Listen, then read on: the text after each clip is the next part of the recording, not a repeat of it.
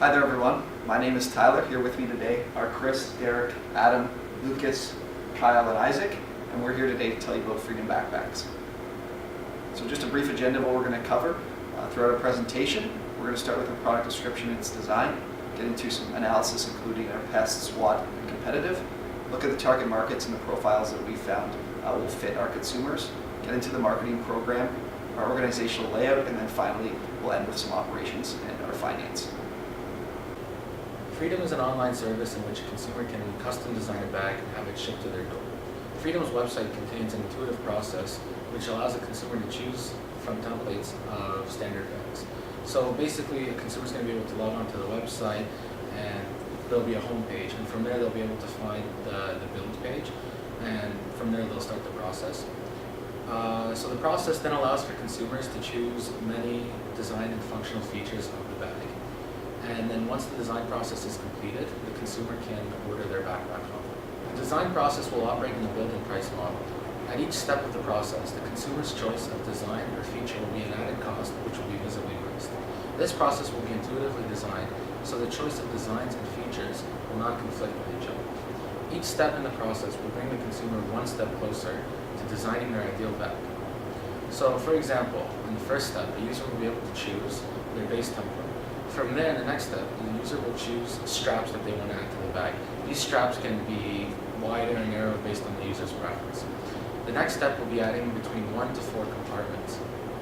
In the fifth step, a user will be able to add a cover if the user wants to add a cover over the compartments. Then in the next step, the user will be able to add between 1 to 4 pockets as well, whichever they prefer or how many they need. The final steps in the process will be the addition of designs, themes, and colors. And in addition to that, users will be able to add logos at an extra cost. So I will be talking to you guys a little bit about our PEST analysis. To start, the political environment in the Canadian backpack industry is pretty stable, as well as most of Canada's political environment. Political conflicts can affect abilities to purchase and source raw materials. A few of these conflicts exist in Canada, so we're not seeing too many problems. The economical environment in Canada is strong. Education is a very important factor for Canadian citizens, and with that comes an importance for having a backpack and makes them a very popular commodity in Canada. The social environment in Canada varies a lot within location. There are a lot of social issues within the north where communities lack infrastructure and development, but concerns for social equity exist all over Canada. The technological environment in Canada is one of the strongest in the Western Hemisphere. We're going to take advantage of Canadian research and development to try to push our manufacturing processes to new heights where they are located in China. The environmental factors in Canada. People in Canada are very conscious of environmental issues, and for that reason, Freedm is going to be sure that we source all of our raw materials in a responsible manner so that we're not supporting suppliers who exploit our Earth's environment. So I'm going to be talking about the SWOT analysis. One of our strengths is the unique aspect that Freedm has in comparison to our competitors. The companies that can hit a niche market that is not yet covered often uncovers the gold mine, and this is exactly what the strength of Freedm will provide to our consumers. One of our weaknesses is the limited capital that we begin with and the competitors that we are up against.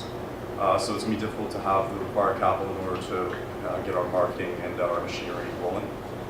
The indirect competitors currently sell their custom bags on their websites, which gives those companies an advantage to reach a much wider market. One of our opportunities is we're reaching a target market where we're giving consumers total freedom in comparison to other companies where they only have a set limit for making bags. We're giving our consumers that freedom. An increase in online shopping over the past couple of years is also another opportunity, and we're also going to allow our consumers to explore the different options that they're given when they have the opportunity to use the website.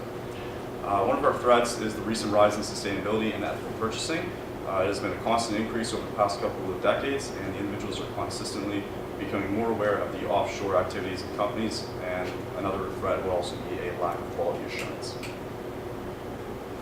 So now for some information on some of our competitors.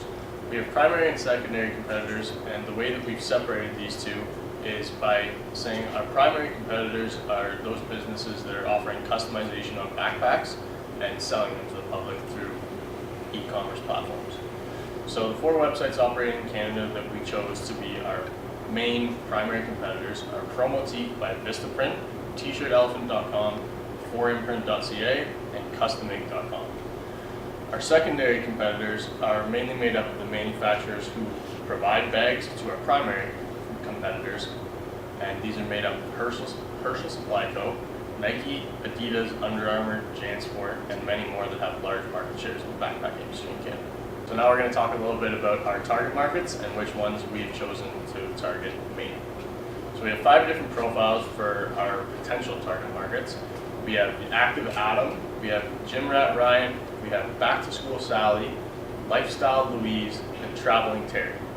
We've chosen Back to School Sally and Lifestyle Louise as our main target markets for reasons that they are fairly similar in that they're both goal-oriented, they both have busy lives.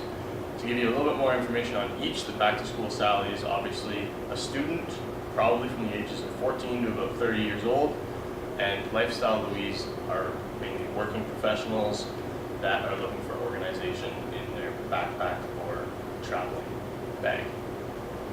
Okay, so I'm going to be going over the marketing program with you, the 4 Ps, starting with product here. So the product itself is the custom designed backpack, with each product being unique to the consumer designing it. This sort of means that no 2 bags are the same, as each individual consumer will be designing their bag from start to finish. Freedm offers both a product and a service, therefore fitting into both industries, primarily the product being the backpack and the service being the online customization process that is unique to our company. And we found during our market research that consumers generally feel a deeper connection to a product if they are able to design it themselves. As shown by the second question here, would you feel you gain satisfaction from having designed your bag yourself? In which around 75% of consumers stated that they would. This sort of shows that consumers will be more connected to their product if they are designing this themselves. And we also found that the consumer designs the bag based on their own knowledge of themselves. So this sort of goes back to the unique aspect of each product being entirely tailored to the consumers. And just going over to the price here. So price, obviously a very important topic for consumers, no different for our industry and our product itself. So consumers will be starting with a base bag of around $50.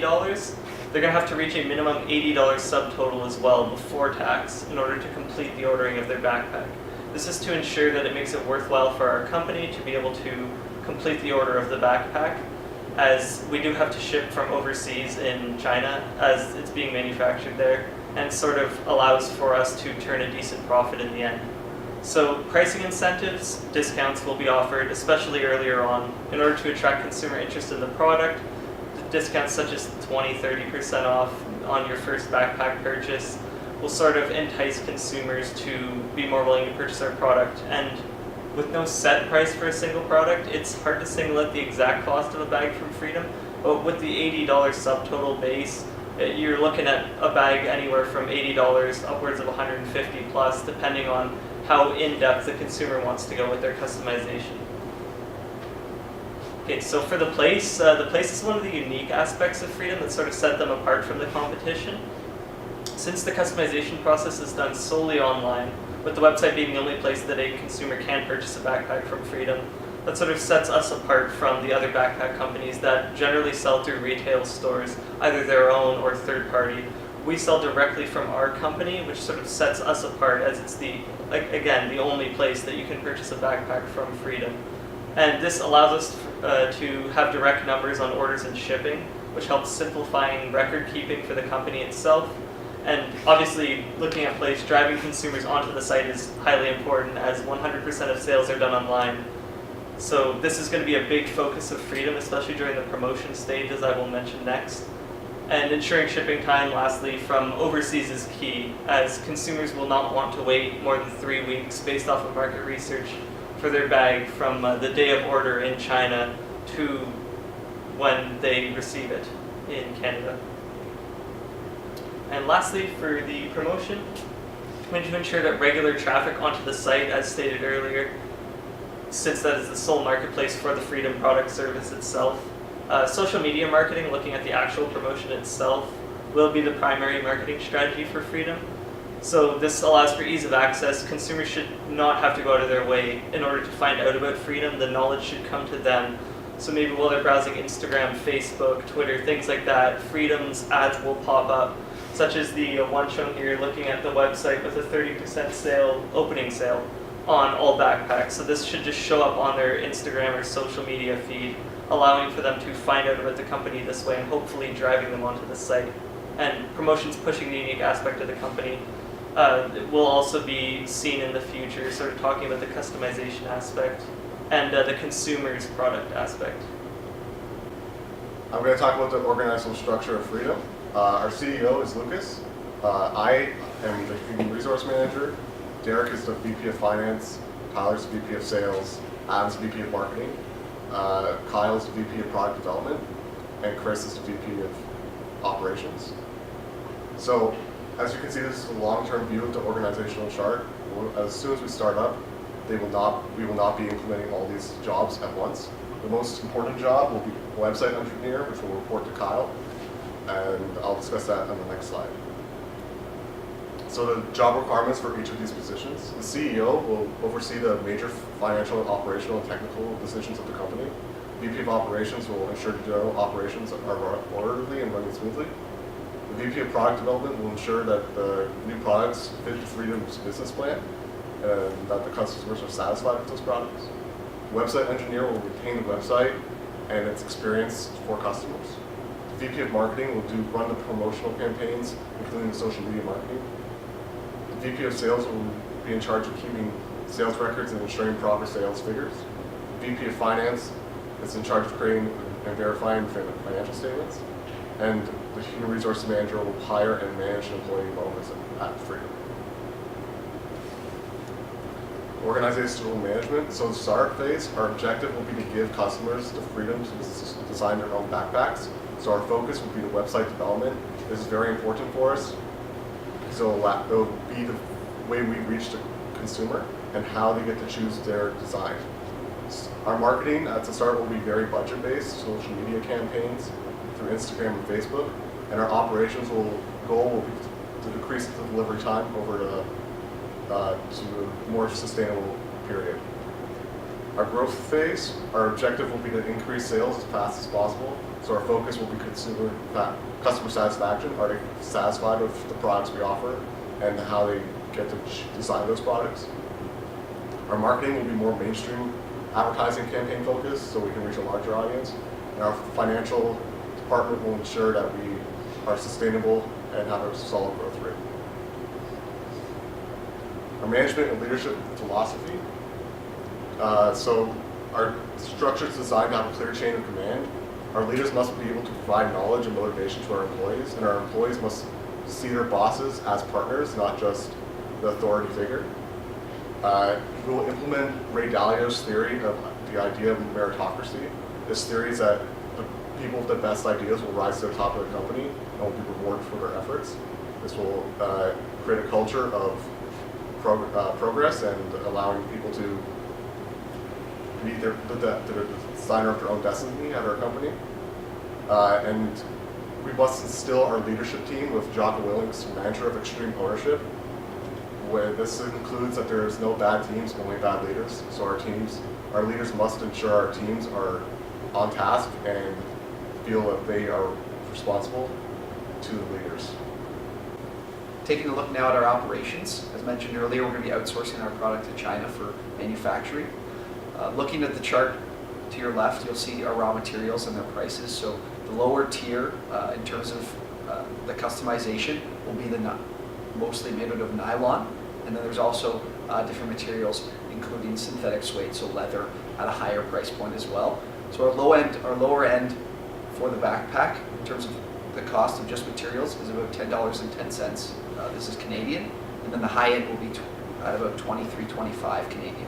This just includes the manufacturing of just the materials. It doesn't include additions in terms of things like maybe a speaker or a charging port to your backpack. So we found through our research that labor in China is about $3.60 per hour, and it's going to take 10 employees from the manufacturing to make the product. And depending on the high end, lower end, and then the complexity of the backpack, it can be made in terms of anywhere from 4 backpacks in an hour to 8 backpacks in an hour. In the beginning, we want to take our shipping on a case-by-case basis. This makes the most sense because we're not 100% sure of what the demand is going to be like for the product. So looking at the case-by-case basis, it'll be a little bit more expensive in the start, at about $30 per cubic meter from China to Canada. So this can be up to 100 Freedom backpacks we believe will fit inside a cubic meter. And then looking at transit, like Isaac had mentioned before, 3 weeks in transit looks like the ideal time that it's going to take from China to get to our office, our Freedom office. And once it gets to the office, it'll be vetted to see that it meets all customer expectations that they laid out when they designed the bag. And then once it's vetted, then it will be sent to the customer. So we're expecting this to be about a 4-week process from the order date to the final date at the customer's home. So Freedom will need a starting capital of around $150,000. Our plan is to source this from multiple different locations. Starting off, we would like to look at a bank loan. Looking around, we can see like a bank loan over 3 years at 3% interest should be something that we are able to pay off within those 3 years. And failing us getting a sizable loan from one bank, we can look at approaching several different banks to get more capital. And finally, each of the 7 founding members of Freedom are going to donate or going to invest $5,000 each into the company to give us like a starting capital to work with. Now we're going to go over our financial statements to see whether or not this project is feasible or not. Starting with the 3-year cash flow, we made some assumptions here, mostly considering the sales to be more or less consistent throughout the year, because as of the current moment, we don't really know what our numbers will be since our entire marketing campaign is based on social media marketing. But based on the few numbers we got from our surveys and the research that we've done, we believe that on average we should be able to roughly receive around 40 to 50 orders a day. And if we can start working off that at the high end of like $20, $30 of producing one bag, and from our surveys we saw that people were most willing to pay between $100 and $150 for a product. We feel like we can actually end up making a sizable amount of profit, even accounting for the $150,000 that we need to borrow initially for our starting capital.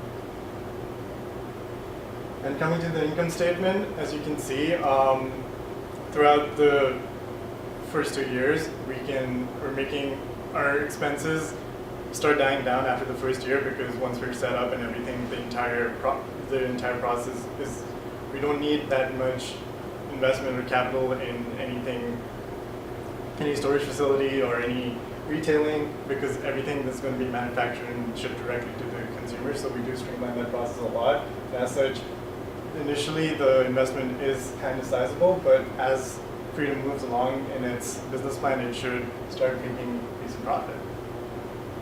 We hope you enjoyed hearing about Freedom and our business plan and what the company has in store. With that, from all of us at Freedom, we just want to say thank you.